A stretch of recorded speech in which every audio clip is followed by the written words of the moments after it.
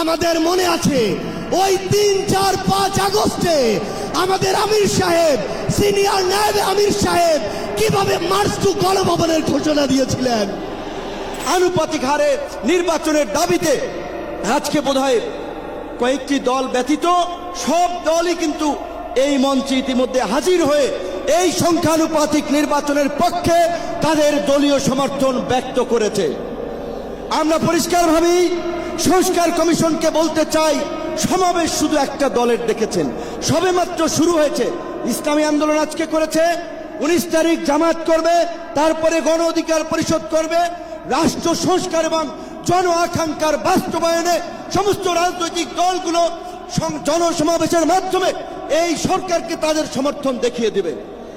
তাই আমরা বলতে চাই, কোন দু একটি দলের উপরে ভিত্তি করে দু একটি দলের কথায় সংস্কারের নকশায় পরিবর্তন আনা যাবে না।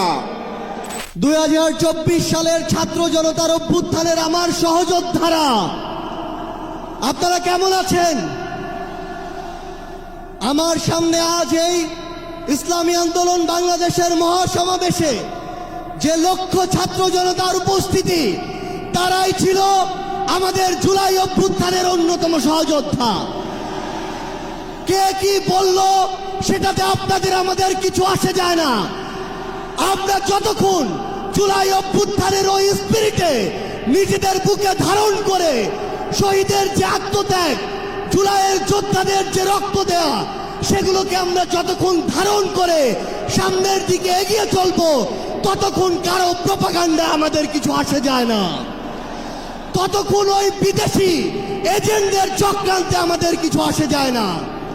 আমাদের মনে আছে ওই 3, 4, 5 আগস্টে আমাদের আমির সাহেব, সিনিয়র নায়েব আমির সাহেব কিভাবে মার্চ টু গণভবনের ঘোষণা দিয়েছিলেন।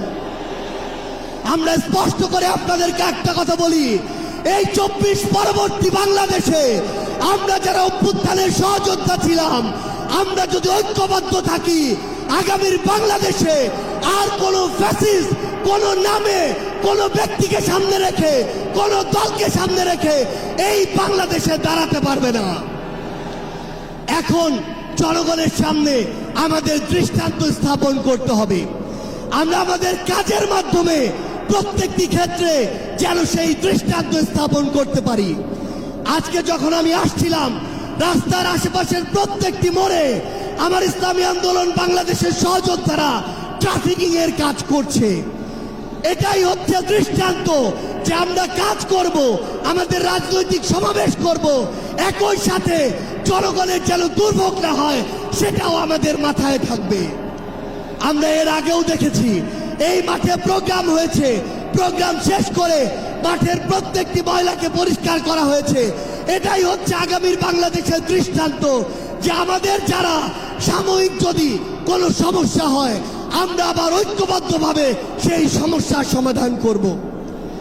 একটা জিনিস মনে রাখতে হবে, এই অভ্যুত্থানে আপনারা যখন ঢাকার গুরুত্বপূর্ণ পয়েন্টগুলো থেকে শুরু করে দেশের বিভিন্ন রণক্ষেত্রে অংশগ্রহণ করেছেন, আপনাদেরকে পাঞ্জাবি পায়জামা টুপি দেখে টার্গেট কিলিং করা হয়েছে। আমার মাদ্রাসার অসংখ্য ভাই এই টার্গেট কিলিং এর শিকার হয়েছেন। আগামীর বাংলাদেশে কেউ যেন কাউকে ট্যাগিং করে টার্গেট কিলিং এর শিকার না করতে পারে, সে বিষয়ে আমাদের ঐক্যবদ্ধ থাকতে হবে। আমরা সংস্কার বিচারকে সামনে রেখে আমাদের এই লড়াই করছি।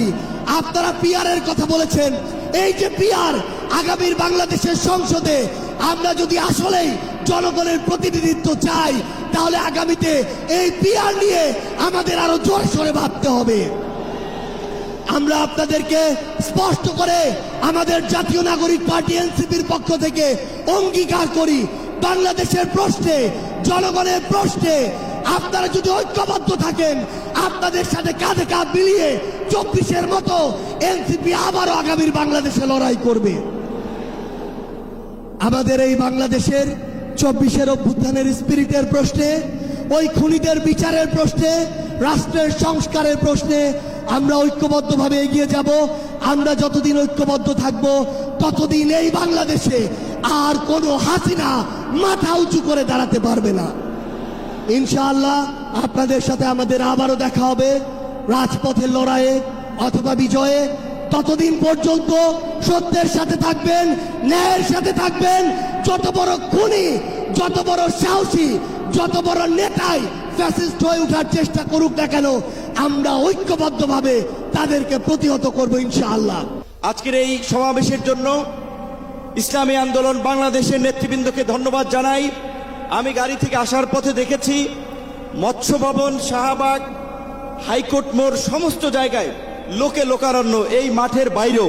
কাজে মাঠে যারা আছেন, মাঠের মধ্যেই লোকে সীমাবদ্ধ, এটা না, চতুর্দিকে লোকে লোকারণ্য। এরকম একটি সফল মহাসমাবেশ আয়োজনের জন্য ইসলামী আন্দোলন বাংলাদেশের সারা দেশের নেতৃবৃন্দকে গণ অধিকার পরিষদের পক্ষ থেকে অভিনন্দন এবং শুভেচ্ছা জানাই। অভিনন্দন এবং শুভেচ্ছা জানাই ইসলামী আন্দোলনের পীর সাহেবকে এবং তার সাথে অন্যান্য সিনিয়র নেতৃবৃন্দকে, যারা আজকের ইসলামী আন্দোলনের এই সমাবেশে বাংলাদেশের প্রায় সকল মত পথের রাজনৈতিক দলের নেতৃবৃন্দকে এই মঞ্চে একত্রিত করেছেন। এবং আজকের এই সমাবেশ অত্যন্ত সময়োপযোগী এবং কার্যকর বিষয়ের উপরে ভিত্তি করে নির্ধারণ করা হয়েছে। আপনারা জানেন, বাংলাদেশের 24-এর গণ অভ্যুত্থান পরবর্তী রাষ্ট্র সংস্কারের যে জন আকাঙ্ক্ষা তৈরি হয়েছে, শাসনতান্ত্রিক ব্যবস্থার পরিবর্তনের যে রাজনৈতিক এবং জন আকাঙ্ক্ষা তৈরি হয়েছে, সেই আনুপাতিক হারে নির্বাচনের দাবিতে আজকে বোধহয় কয়েকটি দল ব্যতীত সব দলই কিন্তু এই মঞ্চে ইতিমধ্যে হাজির হয়ে এই সংখ্যানুপাতিক নির্বাচনের পক্ষে তাদের দলীয় সমর্থন ব্যক্ত করেছে। আমরা পরিষ্কারভাবেই সংস্কার কমিশনকে বলতে চাই, সমাবেশ শুধু একটা দলের দেখেছেন, সবেমাত্র শুরু হয়েছে। ইসলামী আন্দোলন আজকে করেছে, 19 তারিখ জামাত করবে, তারপরে গণ অধিকার পরিষদ করবে। রাষ্ট্র সংস্কার এবং জন আকাঙ্ক্ষার বাস্তবায়নে সমস্ত রাজনৈতিক দলগুলো জনসমাবেশের মাধ্যমে এই সরকারকে তাদের সমর্থন দেখিয়ে দেবে। তাই আমরা বলতে চাই, কোন দু একটি দলের উপরে ভিত্তি করে, দু একটি দলের কথায় সংস্কারের নকশায় পরিবর্তন আনা যাবে না। আমি সংস্কার কমিশনে বলেছিলাম, দেশ স্বাধীনের পরে ডক্টর কামাল হোসেনরা বলেছিল, আমাদের নেতা শেখ মুজিব, আমরা তো তাকে দেখে সংবিধান নির্মাণ করেছিলাম, রচনা করেছিলাম, তাকে এম্পাওয়ার করার জন্য। আজকে সংস্কার কমিশনকে বারবার আমরা বলতে চাই, দু একটি দলকে প্রাধান্য দিয়ে বেশিরভাগ জনগণের আকাঙ্ক্ষার বিপরীতে গিয়ে কোন সিদ্ধান্ত বাস্তবায়নের দুঃসাহস দেখাবেন না। আনুপাতিক হারে নির্বাচন হলে সমস্যাটা কি? কোনো সমস্যা নাই। প্রধানমন্ত্রীর মেয়াদ 10 বছরের বেশি না থাকলে সমস্যা কি? আমরা অত্যন্ত যৌক্তিকভাবে এই কথাগুলো দফায় দফায় আলোচনায় তুলে ধরছি, কিন্তু এটা পরিষ্কার, সংবিধান এই সংস্কার জাতীয় ঐক্যমত্য কমিশন কেন জানি দু একটি দলের প্রতি পক্ষপাতমূলক আচরণ করছে। এই পিয়ার পদ্ধতি তাদের এজেন্ডায় বাদ দিয়ে তারা ঘুরাই দিল। পিয়ার থেকে উচ্চকক্ষ নিম্নকক্ষ চলে গেল। উচ্চকক্ষ নিম্নকক্ষ হবে নাকি সমগ্র নির্বাচন পিয়ারের ভিত্তিতে হবে, সেটি রাজনৈতিকভাবে আগে ঐক্যমতে পৌঁছাতে হবে। একই সাথে আমি আরো একটি কথা বলতে চাই, যারা পীর সাহেব সহ জামাতের নেতৃবৃন্দ তারাও বলছে, আমরাও বলছি, আজকে সারা বাংলাদেশের উপজেলা, পৌরসভা, সিটি কর্পোরেশনে স্থানীয় জনপ্রতিনিধি নাই। জনগণ চরম দুর্ভোগের শিকার হচ্ছে সেবা পেতে গিয়ে। সরকারের উন্নয়নমূলক কর্মকাণ্ড ব্যাহত হচ্ছে এবং 50 বছরের যে অভিজ্ঞতা, নির্বাচনের পরে রাজনৈতিক দলগুলো, এমপিরা মিলে, মন্ত্রীরা মিলে কেন্দ্র দখল করে তাদের নেতাদেরকে পুলিশ প্রশাসনকে দিয়ে জেতায়। কাজী এই সরকারের আমলে যেমনি ভাবে জাতীয় নির্বাচন হবে, একই সাথে অনতি বিলম্বে আমরা স্থানীয় নির্বাচন আয়োজনেরও দাবি জানাচ্ছি। সবাই ভালো থাকবেন। আসসালামু আলাইকুম।